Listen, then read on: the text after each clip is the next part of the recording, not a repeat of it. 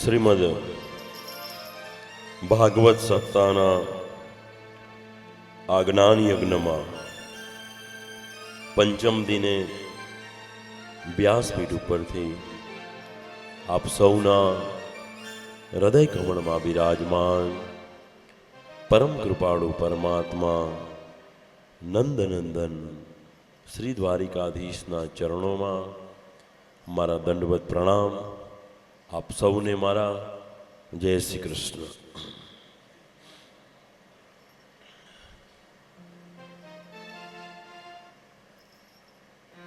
ભાગવત સપ્તાહનો જો ક્રમ લઈએ,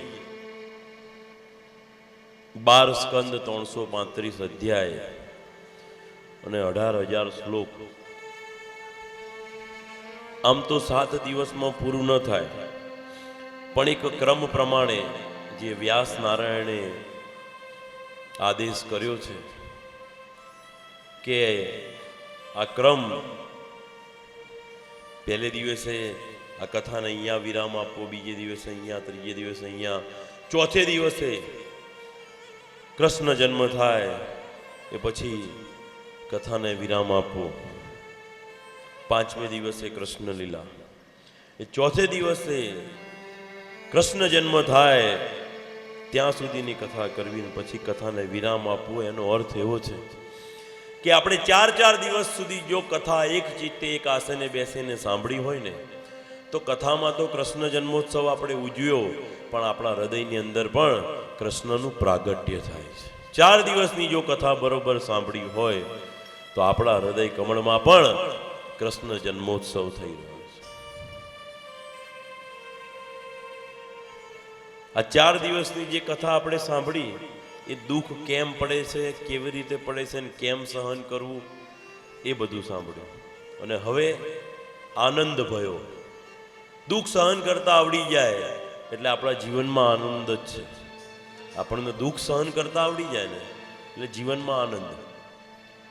આ 4 દિવસની કથા સાંભળી હોય એટલે દુઃખ સહન કેવી રીતે કરવું એટલી આપણને ખબર પડે, અને એટલી ખબર પડી જાય પછી તો કૃષ્ણ હૃદયમાં એનું પ્રાગટ્ય થઈ ગયું છે સમજો. અને પછી પંચમ દિવસથી પુનિત પંચમ પરમેશ્વરને માનવ પદવી આપી પછી આપણો મનુષ્ય જન્મ એ સાર્થક થાય છે. નંદ બાવાને ત્યાં લાલો ભયો, પરોઢિયાનો સમય છે, અને નંદ બાબાની બહેન દોડતા દોડતા કહેવા આવ્યા છે કે બાબા લાલો ભયો હે, લાલો ભયો હે. અને થોડી વારમાં તો આખા ગોકુળની અંદર આ સમાચાર વાયુ વેગે ફેલાઈ ગયા. આખા ગોકુળની અંદર આનંદ મંગલ છવાઈ ગયો છે. ઉત્સવનું અનેરું વાતાવરણ થઈ રહ્યું છે. ગોકુળની દરેક ગોપીઓ, ગોવાળિયાઓ બધાએ આજે નંદ અને યશોદાના ઘેર એમને વધામણા આપવા માટે જાય. અને કેવા વધામણા આપે કે આજે વધામણા રે ગોકુળ ગામમાં, વધામણા રે ગોકુળ ગામમાં. અરે આજે વધામણા રે ગોકુળ ગામમાં.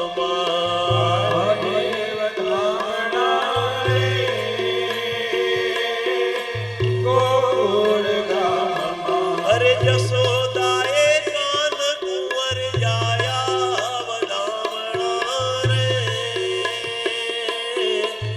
ગોકુળ ગામમાં.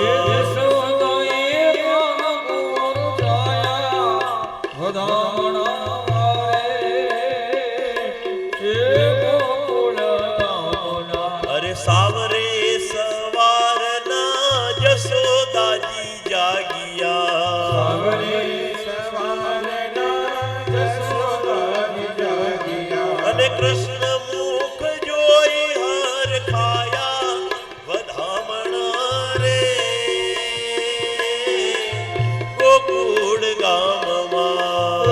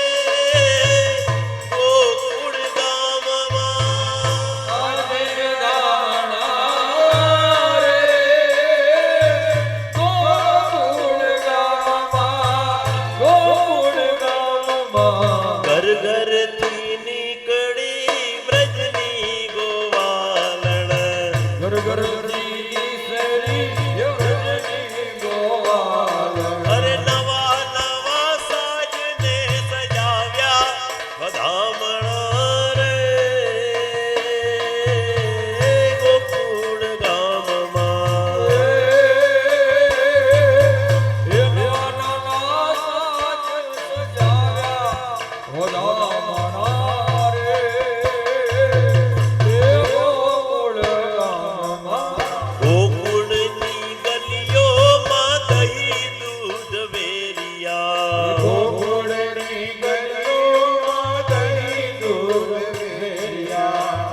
ગોકુળની ગલીઓમાં દહીં દૂધ વેરિયા ગોકુળની ગલીઓમાં દહીં દૂધ વેરિયા અરે નાચતા નંદ ઘેર આયા વધામણા રે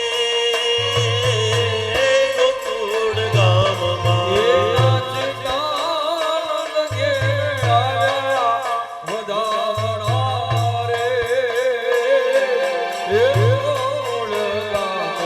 અરે વ્રજના નર નારના મુખ થયા મીઠડા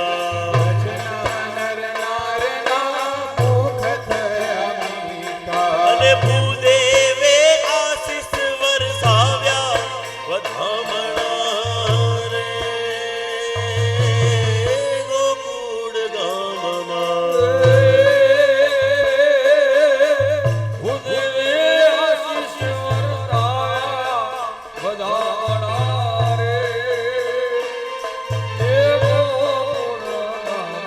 અરે ગોવિંદના નાથ આવ્યા આહિરના ઝૂંપડે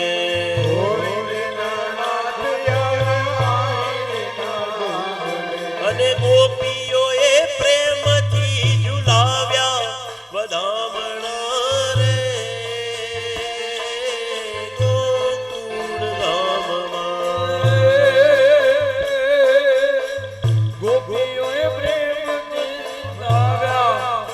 વધામણા રે એ ગોકુળ ગામમાં આજે વધામણા રે ગોકુળ ગામમાં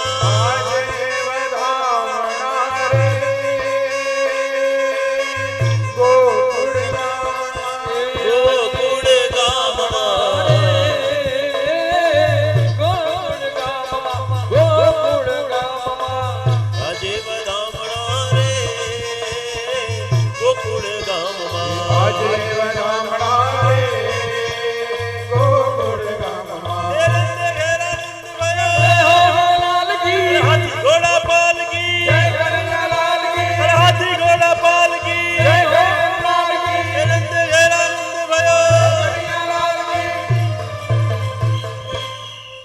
બોલીએ શ્રી બાલકૃષ્ણ ભગવાન કી જય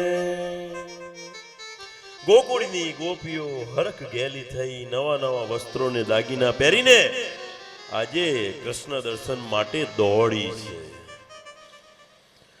યશોદાજીએ ગોપીઓએ જે જે માગ્યું એ બધું આપવા માંડ્યું ગોપી જે માગે એના ઘરમાં કે માં આજે તારે ત્યાં ઘણા વર્ષે દીકરાનો જન્મ થયો મને આપ જે માગે એ હરખથી આજે યશોદા ગોપીઓને આપે છે આનંદમાં પાગલ બનેલી ગોપીઓ લાલાનો જય જયકાર કરે છે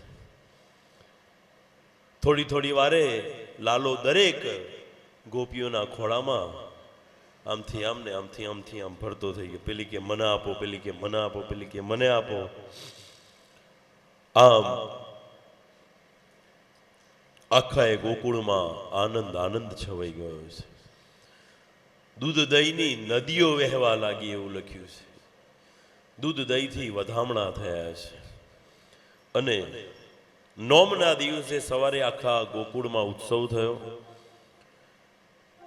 અને દસમ 11 અને 12 આ 3 દિવસ થયા અને કૈલાસની અંદર મહાદેવજીની સમાધિ ખુલી કે મારા ઈષ્ટદેવે પૃથ્વી ઉપર અવતરણ ધારણ કરી લીધું છે એટલે મહાદેવજી આજે કૃષ્ણના દર્શન કરવા માટે એક જોગીનું રૂપ લઈ અને ગોકુળમાં આવ્યા. જે દિવસથી આ બાલકૃષ્ણ ગોકુળમાં આવ્યા છે ને એ દિવસથી રોજ નવા નવા સાધુઓ કે કોઈ દિવસ જોયા જ ન હોય એવા બધા સાધુ સંતો જોગીઓ, બધા અખાડાવાળા મહારાજો, આ બધાએ ત્યાં નંદ બાવાના ઘરની બહાર આંટા મારે. પણ યશોદા કઈ સમજી શકતી નથી. તો ભોળો ભાવ છે, ભોળો જીવ છે. એને એમ કે અહીંયાથી નીકળ્યા હશે, ભિક્ષા માંગવા માટે આવ્યા હશે. મહાદેવજી સ્વયં આજે જોગીડાનું રૂપ લઈ અને પોતાના ઈષ્ટદેવ એ બાલકૃષ્ણના દર્શન કરવા માટે આવે છે. યશોદાના આંગણે આવીને ઉભા રહ્યા અલખ નિરંજન મૈયા. યશોદા આવી બાર. બોલો મહારાજ, શું ભિક્ષા આપો? જે તમે માગશો એ તમને આપીશ. આજે ઘણા વર્ષે મારા ત્યાં દીકરાનો જન્મ થયો, તમે જે માગો એ તમને આપો. પણ યશોદાએ ફરીથી નીચેથી ઉપર સુધી આ જોગીને જોયો ને પછી થયું કે આને ભિક્ષાની જરૂર તો લાગતી નથી. આ ભિક્ષા માંગે એવો જોગી નથી, પણ શીખવડ શું કરવા આવ્યો હશે? મહારાજ શું ભિક્ષા આપો?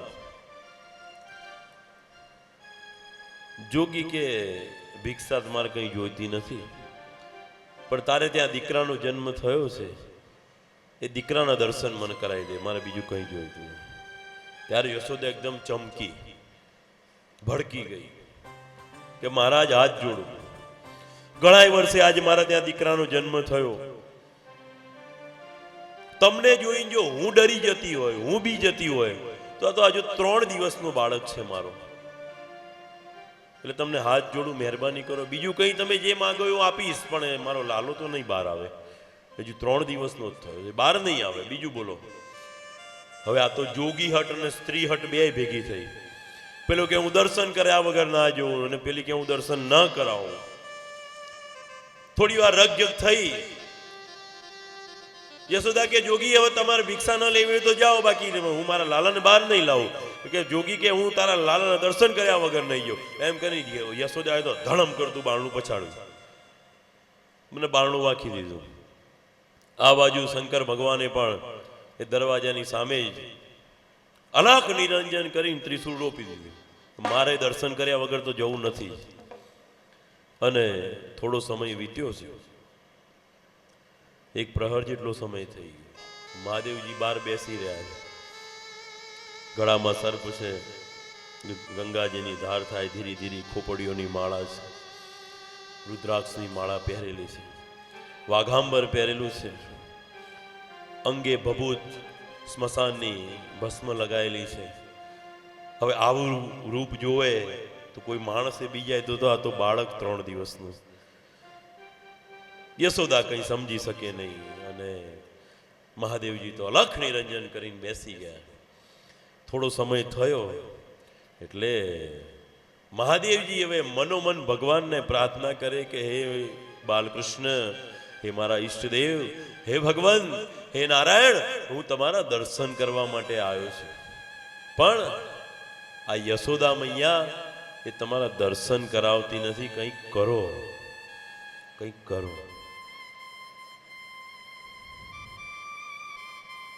ત્યારે આ બાજુ સર્વપ્રથમ લીલા જેને કહેવાય એ કૃષ્ણએ શરૂઆત કરી. પારડિયામાં લાલો પોઢ્યો છે, અને જ્યાં મહાદેવજીએ વિનંતી કરી કે હું તમારા દર્શન કરવા માટે આવ્યો છું, ત્યારે આ લાલાએ નાટક ચાલુ કર્યું, રડવાનું ચાલુ કર્યું. ખૂબ રડે, ખૂબ રડે, બહુ રડ્યો, બહુ રડ્યો. યશોદાએ એને ધવડાવ્યો પણ છાનો રહે નહીં. બધી ગોપીઓ બધી ભેગી થઈ ગઈ અને આજે યશોદાને ખૂબ ઠપકો આપે કે રે યશોદા, તું તો ગાંડી છું, અરે તને કંઈ ખબર નથી પડતી, ઘણી મોટી ઉંમરે તારે ત્યાં દીકરાને જન્મ થયો, તને સાચવતા આવડતું નથી, તું તો ગાંડી છે ને, તું તો ભોળી છે ને. આવી બધી ગોપીઓ યશોદાને ઠપકો આપો. યશોદા કે હવે જે છું એ છું, પણ હવે આને છાનું રાખવાની વાત કરો. હવે આ લાલો છાનો રહેતો નથી, અને આનું રડવાનું બંધ કરાવો. એ બધું ઘણી બધી વિધિ કરે છે, આપણે બધા નથી કરતા. ઘેર પાણીનો લોટો વારીએ, પછી આમ દેવતા વાળીએ, પછી પેલો લાલ મરચા કરીને આમ વાળીએ, બહુ બધું કર્યું, 4 રસ્તે મેલ્યા ને બધું કર્યું. લાલો બંધ થાય નહીં, રડ ને રડ જ કરે, બહુ રડે. એટલે એ આવું બધું થતું હતું ને એવામાં એક ગોપી પાછી અંદર ઘરમાં આવી કે શું થયું છે? કે લાલો છાનો રહેતો નથી, બહુ રડે છે. કે નજર ઉતારી? તો કે હા. કે કાળો દોરો બાંધ્યો? કે હા. કે ધૂપ દઈને બાંધ્યો હતો? તો કે હા. ગાય કૂતરાનો રોટલો નાખ્યો? તો કે હા. તોય બંધ નહીં થતો? કે હા. તો એક કામ કરો, બાર એક જોગી બેઠો છે, એ જોગીને પૂછી જો હું જઈને કે એને નજર ઉતારતા આવી કંઈક થતું હોય, છોકરો રડતો હોય, નજર ઉતારતા આવડે બંધ થઈ જાય, એને જઈને પૂછી આવું. યશોદા કે ગમે તે કરો પણ મારા લાલાને રડતો બંધ કરો, બસ ગમે તે કરો. એટલે ગોપી દોડતી જોગી પાસે ગઈ, મહાદેવજી પાસે ગઈ અને પૂછે છે, મહારાજ કે હા, કે કોઈ નાનું બાળક બહુ જ રડતું હોય, એને નજર લાગી હોય ને તમને એની નજર ઉતારતા આવડે છે? ત્યારે મહાદેવજી કીધું, આ લેતા આવો, મારું એ જ કામ છે. હું લોકોની નજર ઉતારી બધા મારા ત્યાં જ મૂકી જાય છે, બધું સ્મશાનમાં જ મૂકી જાય છે, લેતા આવો. અને આજે યશોદા ગોપીઓની સાથે બાલકૃષ્ણને લઈને બહાર આવે. લાલુ રડતો હતો અને જ્યાં એ જોગીના ખોળામાં આપ્યો, મહાદેવજીના ખોળામાં બાલકૃષ્ણને પધરાવ્યા છે, ત્યારે એવું થયું કે બાલકૃષ્ણએ રડવાનું બંધ કરી દીધું અને પોતાના ઈષ્ટદેવ બાલકૃષ્ણના દર્શન થતા મહાદેવજીની આંખમાં આંસુઓની ધાર વહેવા લાગી છે. મહાદેવજી રડવા લાગ્યા, ધન્ય છે પ્રભુ, ધન્ય છે તારી લીલાને, ધન્ય છે પ્રભુ, ધન્ય છે. અને આજે યશોદા ખૂબ રાજી થઈ ગઈ, ખૂબ રાજી થઈ. એટલે એટલા માટે રાજી થઈ કે આ મહારાજ બહુ ચમત્કારી લાગે છે, આને મારા લાલાનું રડવાનું એને પોતાના ઉપર લઈ લીધું અને મારો લાલો રડતો બંધ થઈ ગયો. એટલે હવે તો વિશ્વાસ બેઠો ને, પહેલા તો વિશ્વાસ નતો, હવે વિશ્વાસ બેઠો ને થોડી વખત બાલકૃષ્ણને મહાદેવજીના ખોળામાં બેસાડી રાખ્યો છે. પછી તો આજુબાજુ બધી ગોપીઓને યશોદાજીને બધા બેસી ગયા ત્યાં. પછી યશોદા કે મહારાજ કે હ, મહાદેવજીને એવું કે આ જેટલો સમય જાય એટલું સારું, ત્યાં સુધી ભગવાન મારા ખોળામાં બેસી રહે. કે મહારાજ તો કે હ, કે તમને જોશ જોતા આવડે છે? જોશ જોતા આવડે છે? અરે એ જ કામ છે મારું કામ એ જ છે. ભૂત ભવિષ્ય વર્તમાન દરેક જીવનું મને ખબર છે, તમે ચિંતા શું કરવા કરો? કોના જોશ જોવા છે? કે આ તમારા ખોળામાં જે બાળક છે ને એના જોશ જોવા. અરે એના જોશ જોઈ આપું, કેમ ન જોઈ આપું? કે બોલો. ત્યારે મહાદેવજી કહે છે કે મૈયા, આ તારો લાલો આખી દુનિયાનો રાજા થશે, રાજાઓનો રાજા, મહારાજા ધીરાજ કહેવાશે. આ તારો લાલો અનેક સંકટોનો સામનો કરશે, પ્રજાનું કલ્યાણ કરશે, એના નામથી લોકો તરી જશે. આટલું બધું પૂછ્યું, આટલું બધું કીધું એટલે યશોદામાં પૂછે છે કે આના લગ્ન ક્યારે થશે? ત્યારે પેલી ગોપી કે હજુ 3 દાડા થયા છે, શાંતિ રાખ, હજુ આને મોટો કરવાની વાત કર ને, તારા લગ્ન કરાવી લેવા. આમે તમે જોજો, કોઈ પણ માં હોય ને, કોઈ પણ માને એના દીકરા પરણાવવાની બહુ ઉતાવળ હોય. ક્યારે દીકરો પરણે 5 વર્ષનો થાય ત્યારે એવું કે આને પરણાવી દે, આની રૂપિયો લઈ લઈને હગાઈ કરી નાખીને આવું બધું થાય, આને હટ પરણાવી દઈએ. પછી પરણ્યા પછી જે વાહન ખખડે એ પછી 2 નંબરની વાત છે, પણ પેલા દીકરો પરણાવી દઈએ એમ. યશોદાએ પૂછ્યું છે કે અમારા લાલાના લગ્ન ક્યારે થશે? ત્યારે મહાદેવજી કહે છે કે અરે માં, તું લગ્નની તો વાત જ છોડી મૂક. કે કેમ? કે 16,000 લગ્ન થશે. અરે મહારાજ ગાડા થયા છો શું? 16,000 લગ્ન એટલે ખબર પડે છે? એટલે કૃષ્ણએ મહાદેવજીના પગ ઉપર પગ પછાડ્યો. મહાદેવ બંધ થઈ જાઓ, આ બધી ભવિષ્યની વાત અત્યારે કરવાની જરૂર નથી. અને મહાદેવજી ત્યાં શાંત થઈ ગયા અને બાલકૃષ્ણને રડતે હૃદય આજે મહાદેવજી યશોદાના ખોળામાં પાછા સોંપે છે. અને હરખના આંસુ લઈ પોતાના ઈષ્ટદેવના દર્શન કરી અને આજ મહાદેવજી કૈલાસમાં પાછા પધાર્યા. અને એ ભજન જે સુરદાસજીએ અહીંયા વૃંદાવનમાં બેસી ગોવર્ધનની ટેકરીના નીચે બેસીને જે લખેલું, પછી તો આપણે અલગ અલગ રાગોમાં ગઈએ, પણ એ જે ભજન સુરદાસજીનું લખેલું છે કે નગર મેં જોગી આયા, અને એની એક જ કડી વધારે નહીં, કારણ કે આપણે કથામાં જાવું છે આગળ.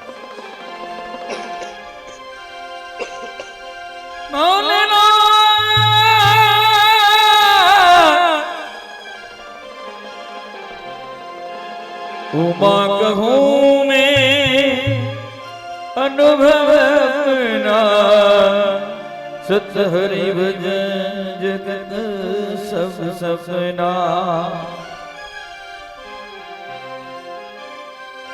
ऊंचे ऊंचे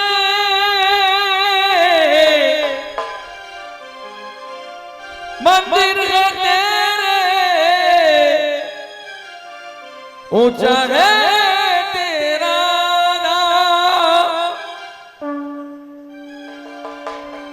कैलाश वाले मेरे भोले बाबा, हम करते हैं तुम्हें प्रणाम. नगर में जोगिया वेद कोई यशोदा के घर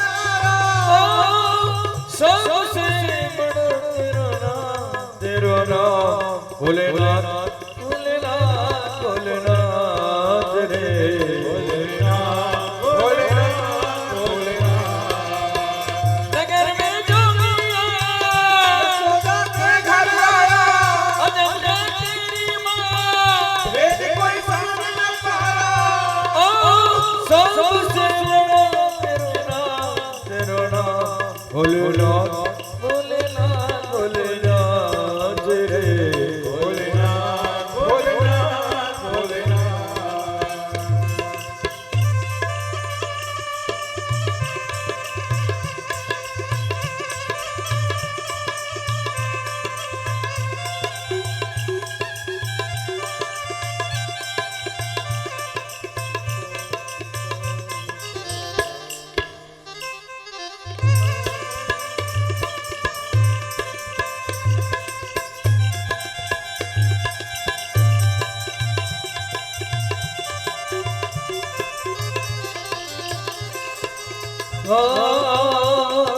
पंच मेरी परिक्रमा करके सिंहनाथ बजायो,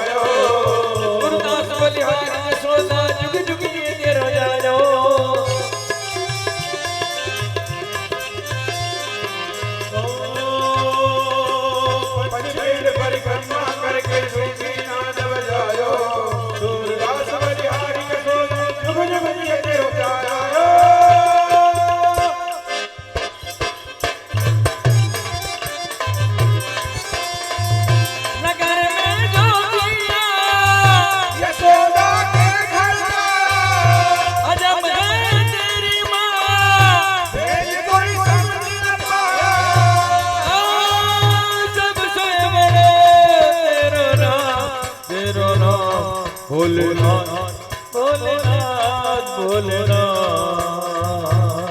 भोलेनाथ भोलेनाथ भोलेनाथ.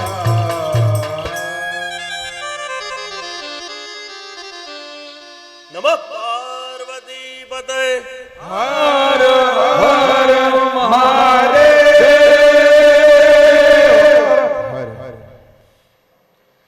મહાદેવજી આજે પોતાના ઈષ્ટદેવના દર્શન કરી અને કૈલાસમાં પાછા વળ્યા. ત્યારબાદ 13ના દિવસે નંદ બાબા એ ગોકુળનો કર આપવા માટે આજે મથુરા કંસના દરબારમાં જાય છે.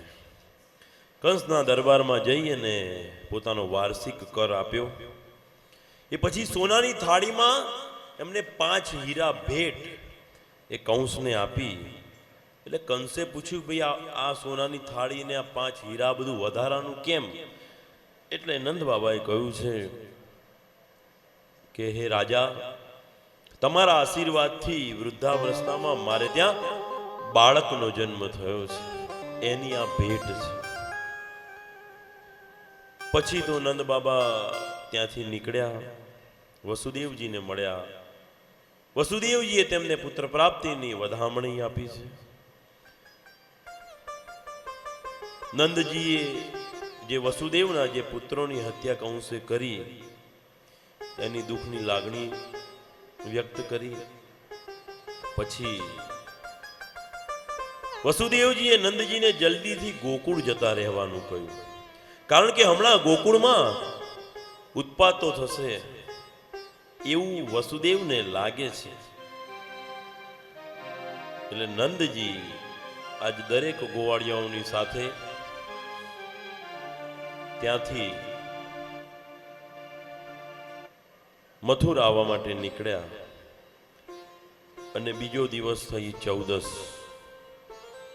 અને ચતુર્દશીના દિવસે ગોકુળની અંદર એક ઘટના ઘટે છે.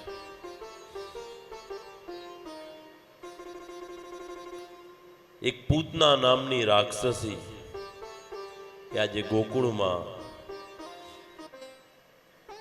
બાલકૃષ્ણનો વધ કરવા માટે આવે છે. પૂતના, આજે આ નામ છે ને પૂતના નામ, એ પૂતનાનો અર્થ શું થાય? પૂત સંસ્કૃતમાં પૂત એટલે પવિત્ર અને ના એટલે નથી. પવિત્ર નથી તે એનું નામ પૂતના. પૂતનાનો અર્થ શું થાય? પવિત્ર નથી તે પૂતના. જે અજ્ઞાનનું પ્રતીક છે તે પૂતના, જે વાસનાનું પ્રતીક છે તે પૂતના. જ્ઞાન છે ને, જ્ઞાન એ પવિત્ર છે અને અજ્ઞાન અપવિત્ર છે. શ્રીમદ ભગવદ્ ગીતાના 4થા અધ્યાયમાં 38મા શ્લોકમાં આવે છે, નહિ જ્ઞાનેન સદૃશમ પવિત્રમહિ વિદ્યતે. જ્ઞાન છે એને પવિત્ર કહેવાય ને અજ્ઞાન છે એને અપવિત્ર કહેવાય. પૂતના એ અજ્ઞાનનું પ્રતીક છે, માટે પૂતના પવિત્ર નથી. પૂતના એ 14ના દિવસે એ કનૈયાને મારવા માટે આવે છે. એ એવું બતાવે છે કે આ પૂતના 14 સ્થળે રહેલી છે. એટલે કે જે અજ્ઞાન છે, જે વાસના છે, એ 14 ઠેકાણે રહે છે. દાખલા તરીકે 5 જ્ઞાનેન્દ્રિય, 5 કર્મેન્દ્રિય, 5 ને 5 10, મન, બુદ્ધિ, ચિત્ત અને અહંકાર. આ 4 જોડો એટલે 14 જગ્યા થઈ. આ 14 જગ્યાએ પૂતનાનો વાસ છે, અજ્ઞાનનો વાસ છે. સુખદેવજી મહારાજ રાજાને સમજાવે છે કે હે રાજન, સાંભળ, આપણા કાનમાં પણ પૂતના આવી છે. હવે એ વખતે સુખદેવજી મહારાજને થોડી ખબર હશે કે આજથી આટલા ઘણા વર્ષો પછી, 5000 વર્ષ પછી કળિયુગમાં લોકોના કાનમાં પૂતના આવશે એવું એવી ખબર હતી? ખબર પડે હું જે સમજાવું છું. સમજદાર કો ઈશારા કાફી એના જેવું છે. આપણે જે મોબાઈલની અંદર ઇયરબડ્સ ભરાય અને હેન્ડ્સ ફ્રી ભરાય અને જે ન સાંભળવાનું સાંભળીએ, ન જોવાનું જોઈએ, એ બધી આપણી કાનમાં પૂતના જ આવી છે. આપણા કાનમાં એ પૂતના છે, બીજું કશું નથી. એ અજ્ઞાન છે. ન જોવાનું જોવો, ન સાંભળવાનું સાંભળો, તો પૂતના આપણા શરીરની અંદર પ્રવેશ કરી જાય છે. બહુ ધ્યાન રાખજો જીવનની અંદર. પૂતના માયા છે ને, માયા એ બહારથી બહુ સારી લાગે પણ અંદરથી બહુ મેલી હોય. પૂતના એટલું સુંદર રૂપ લઈને આવી છે, ગોકુળની અંદર કોઈ એને પૂછતું જ નથી કે તું કોણ છે, ક્યાંથી આવી છે, તારે ક્યાં જવું છે, તું શું કામથી આવી છે, કશું જ નહીં. ગોકુળમાં પૂતના આવી સીધી ચાલતી ચાલતી ચાલતી સીધી નંદ બાવાના ઘરમાં જતી રહી. એના સૌંદર્યના મોહમાં લોકો એટલા બધા અંજાઈ ગયા છે કે એને કશું પૂછતા જ નથી. સીધી યશોદાના ઘરમાં ગઈ. યશોદાજી તો બહુ જ ભોળા, કોઈએ પૂતનાને પૂછ્યું નહીં અને પૂતના સીધી પહોંચી જ્યાં બાલકૃષ્ણનું પારણું હતું ત્યાં પહોંચી ગઈ પૂતના. અને યશોદાજી રસોઈ ઘરમાં છે. અલગ અલગ જગ્યાએ અલગ અલગ કથાઓ બધી લખેલી. વિષ્ણુ પુરાણમાં જુદી કથા છે, વામન પુરાણમાં અલગ કથા છે, ભાગવતજીમાં અલગ છે. પણ આપણે જે સાંભળેલી હોઈએ એ કથા જો સાંભળીએ તેમાં વિશ્વાસ દ્રઢ થાય. તો યશોદાજી રસોઈ ઘરમાં કામ કરે અને પૂતના સીધી બાલકૃષ્ણના પારણા પાસે આવીને ઊભી રહી. અને આ બાજુ યશોદાજી આવ્યા. યશોદાજી પણ પૂતનાને કશું કહી શકતા નથી, કશું બોલે. એનું રૂપ જોઈને જ, એનું સૌંદર્ય જોઈને અંજાઈ ગયા છે. અને આમે તમે જુઓ, માયા છે ને બહારથી બહુ જ સુંદર લાગે પણ અંદર એનામાં કપટ ભર્યું હોય.